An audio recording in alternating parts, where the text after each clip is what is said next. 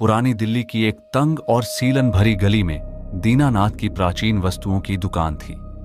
इतिहास के शोधकर्ता रोहन को पुरानी चीजें जमा करने का शौक था। उसकी दुकान के एक कोने में पुराना सा एक बक्सा पड़ा हुआ था। बक्से का ढक्कन थोड़ा खुला था और उसके अंदर रखा हुआ एक नक्शा आधा बाहर की ओर लटक रहा था। दीनानाथ जी, इस पुराने डिब्बे के अंदर जो नक्शा रखा है वह बहुत ही अजीब है। इसका कागज इतना पुराना होने के बावजूद यह लाल निशान ऐसा लग रहा है जैसे किसी ने इसे आज ही बनाया हो। मैं इसे खरीदना चाहता हूं। इसकी कीमत क्या है? बेटा रोहन, तुम मेरे पुराने ग्राहक हो, इसलिए तुम्हें एक नेक सलाह दे रहा हूं।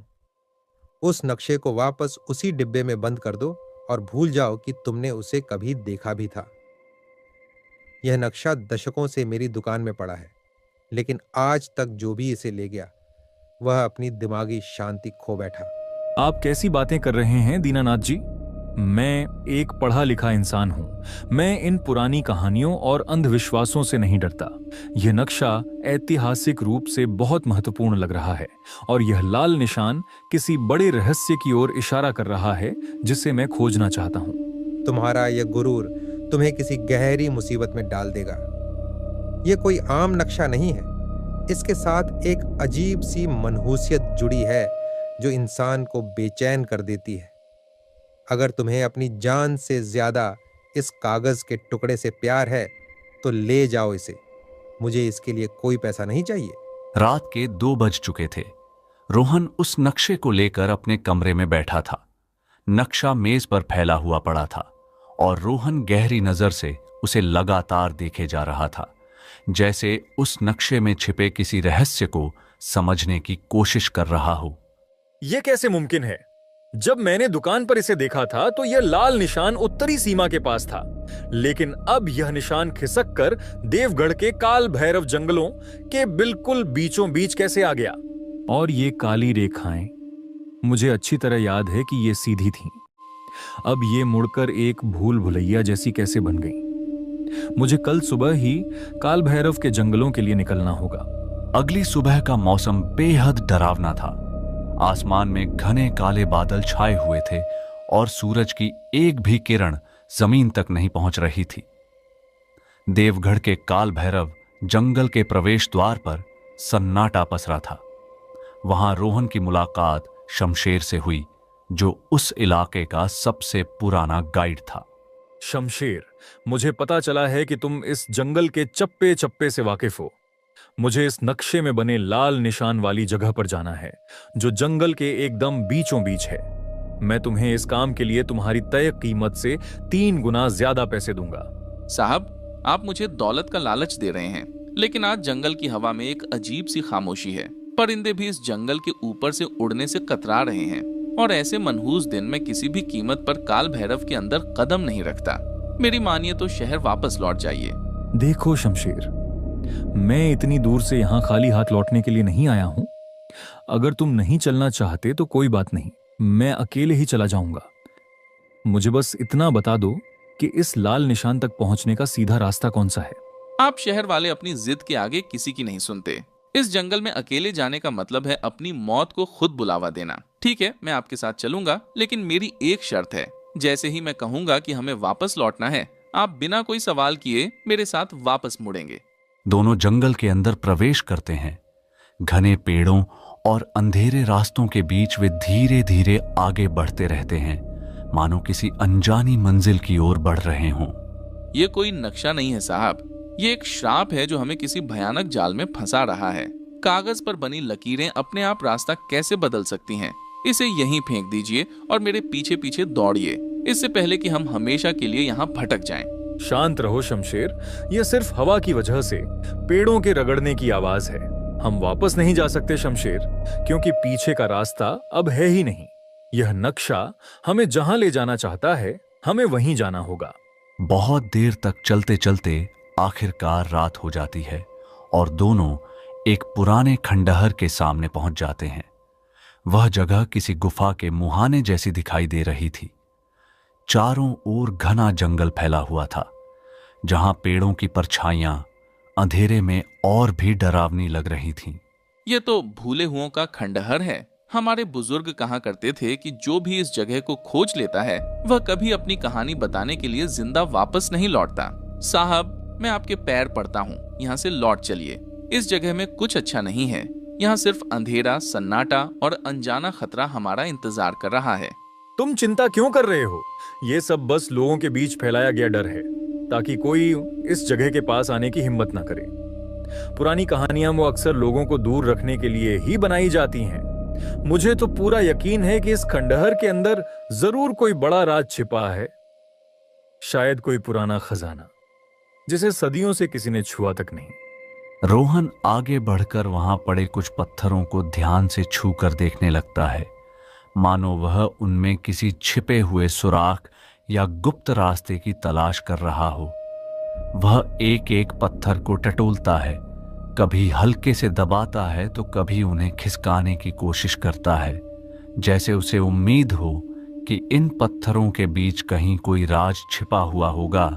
साहब, इन पत्थरों को हाथ मत लगाइए, मुझे यहाँ सब कुछ बहुत अजीब लग रहा है। हमारे गांव के बुजुर्ग कहा करते थे कि जिसने भी इस जगह पर एक बार कदम रखा वह फिर कभी गांव तक जिंदा वापस नहीं पहुंचा।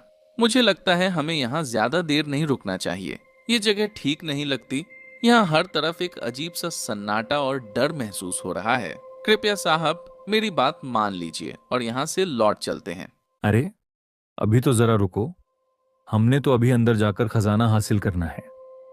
इतनी दूर तक आकर अब वापस कैसे जा सकते हैं? चलो, मेरे साथ अंदर चलो। डरने की कोई बात नहीं है।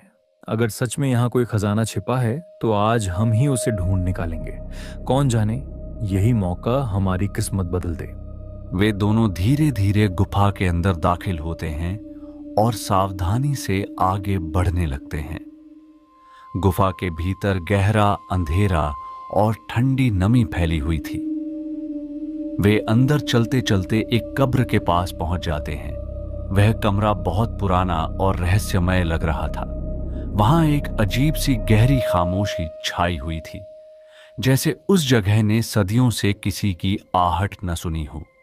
चारों ओर बड़े बड़े पत्थर पड़े थे और उन पत्थरों पर कुछ अजीब से निशान बने हुए थे, मानो किसी प्राचीन भाषा या गुप्त चिन्हों से उस जगह का कोई राज छिपा कर रखा गया हो। रोहन उन निशानों को ध्यान से देखने लगा और उस कमरे का सन्नाटा और भी भारी महसूस होने लगा। देखो, इन पत्थरों पर बने ये निशान, मुझे लगता है ये कोई साधारण कब्र नहीं है। नक्शे में भी कुछ ऐसा ही चिन्ह बना हुआ था। शायद यही असली जगह है। हो सकता है इस कब्र के नीचे कोई गुप्त दरवाजा या रास्ता छिपा हो। अगर हम इसे समझ लें तो शायद हमें वह खजाना भी मिल जाए जिसकी हम तलाश कर रहे हैं। शायद आप सही कह रहे हैं साहब। हो सकता है हमारे गांव के लोगों ने बातें बढ़ा चढ़ाकर कही हों। ये निशान भी शायद किसी पुराने समय की लिखावट या चिन्ह हो। चलिए देखते हैं, शायद सच में यहाँ कोई राज छिपा हो। देखो, मैंने कहा था ना कि यह सब बस लोगों की बनाई हुई कहानियां में है। यहाँ डरने जैसी कोई बात नहीं है, बस पुराने खंडहर का सन्नाटा है। मुझे पूरा यकीन है कि इस कब्र के पीछे ही कोई रहस्य छिपा हुआ है। अगर हम थोड़ा और ध्यान से देखें तो शायद हमें कोई सुराग मिल जाए। वे आगे बढ़ते बढ़ते एक और कमरे में पहुंच गए। वह कमरा गुफा के बाकी हिस्सों से थोड़ा अलग और ज्यादा रहस्यमय लग रहा था। कमरे के बीचों बीच एक पुराना सा संदूक रखा हुआ था, जिस पर धूल जमी हुई थी, जैसे उसे कई सालों से किसी ने छुआ ही ना हो। दीवारों पर कुछ पुरानी तस्वीरें बनी हुई थीं, जो शायद वहां के किसी पुराने राजा या उसकी सेना की लग रही थीं। उन चित्रों को देखकर ऐसा महसूस हो रहा था मानो यह जगह कभी किसी शाही रहस्य या खजाने को छिपाने के लिए बनाई गई हो। देखो, वो देखो, सामने रखा हुआ वह संदूक। मुझे पूरा यकीन है कि इसी में खजाना छिपा हुआ होगा। मैंने तुमसे कहा था ना, शमशेर, हमें यहां जरूर कुछ बड़ा मिलने वाला है। लगता है हमारी किस्मत सच में आज खुलने वाली है। तभी अचानक उस कमरे में एक अदृश्य आवाज गूंज उठती है। आवाज इतनी भारी और डरावनी थी कि पूरी गुफा में उसकी गूंज फैल गई। रुको, उस संदूक को हाथ भी मत लगाना। अगर तुमने उसे छूने की कोशिश की तो यहीं इसी जगह तुम्हारे टुकड़े टुकड़े हो जाएंगे। कौन हो तुम? सामने क्यों नहीं आते?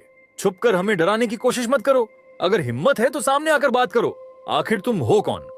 बहुत साल पहले की बात है। उस समय यह जगह एक समृद्ध राज्य का हिस्सा हुआ करती थी। मैं उस राज्य का सेनापति था, राजा का सबसे भरोसेमंद योद्धा। मैंने कई युद्धों में राज्य की रक्षा की और अपनी बहादुरी से राजा का विश्वास जीता।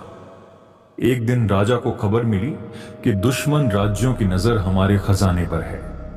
वह खजाना बहुत कीमती था, सोना, चांदी और हीरे जवाहरात से भरा हुआ। राजा ने मुझे आदेश दिया कि खजाने को किसी गुप्त जगह पर छिपा दिया जाए। तब मैंने इस घने जंगल के अंदर इन गुफाओं के बीच यह गुप्त स्थान बनवाया और खजाने से भरे संदूक यहां लाकर रख दिए। लेकिन खजाना छिपाने के बाद राजा के मन में लालच और शक पैदा हो गया। उसे लगा कि मुझे इस खजाने का रहस्य पता है और शायद मैं कभी इसे अपने लिए ले सकता हूं। इसी डर से उसने मेरे खिलाफ षड्यंत्र रचा। एक दिन जब मैं खजाने की सुरक्षा देखने यहां आया तो राजा के सैनिकों ने मुझे घेर लिया और धोखे से मुझ पर हमला कर दिया। मैंने बहादुरी से लड़ने की कोशिश की, लेकिन अंत में मैं इसी खजाने के पास गिर पड़ा।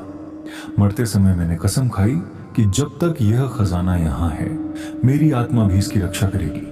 तब से लेकर आज तक मैं इसी गुफा में हूं और किसी भी लालची इंसान को इस संदूक को छूने नहीं देता। आप सच में एक सच्चे और वफादार सैनिक थे।